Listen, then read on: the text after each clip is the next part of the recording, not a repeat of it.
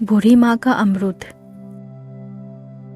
सीमा अपने कस्बे से अकेले ही शहर की तरफ नौकरी करने जाती थी। वो एक स्कूल में टीचर थी और बहुत ही लगन से काम करती थी।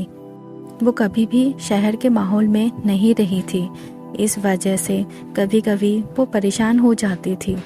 जब वो अपने जॉब से अपने घर जाती थी तो रास्ते में एक बुढ़िया अमरूद बेचा करती थी। वो बहुत ही बूढ़ी थी। एक दिन सीमा उसके पास गई और बोली, अम्मा 1 किलो अमरूद देना। सीमा को देखकर बूढ़ी माँ की आंखों में चमक आ गई। उसने 1 किलो अमरूद सीमा को दे दिए। सीमा ने अमरूद लेकर एक खाया और बोली, अम्मा आपका अमरूद मीठा नहीं है। और उसने एक अमरूद अम्मा को निकाल कर दे दिया। बूढ़ी माँ ने अमरूद खाकर कहा, मीठा तो है। फिर सीमा अपना ठेला लेकर वहाँ से चल दी। अब हर रोज सीमा का यही काम था, 1 किलो अमरूद खरीदना और फिर बोलना अमरूद मीठा नहीं है।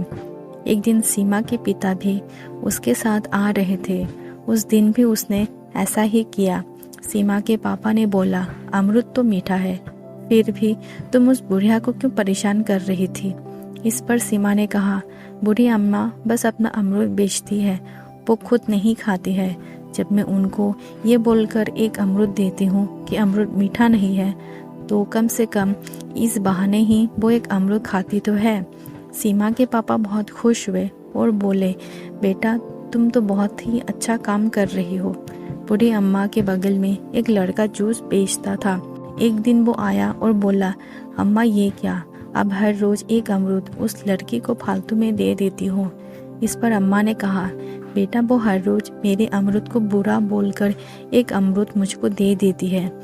उसको पता है कि मैं अपना अमरूद खाती नहीं हूँ, इसीलिए मैं उसको एक अमरूद ज़्यादा दे देती हूँ। वो लड़की बहुत ही प्यारी है। अम्मा की ये बात सुनकर लड़का सोच में पड़ जाता है।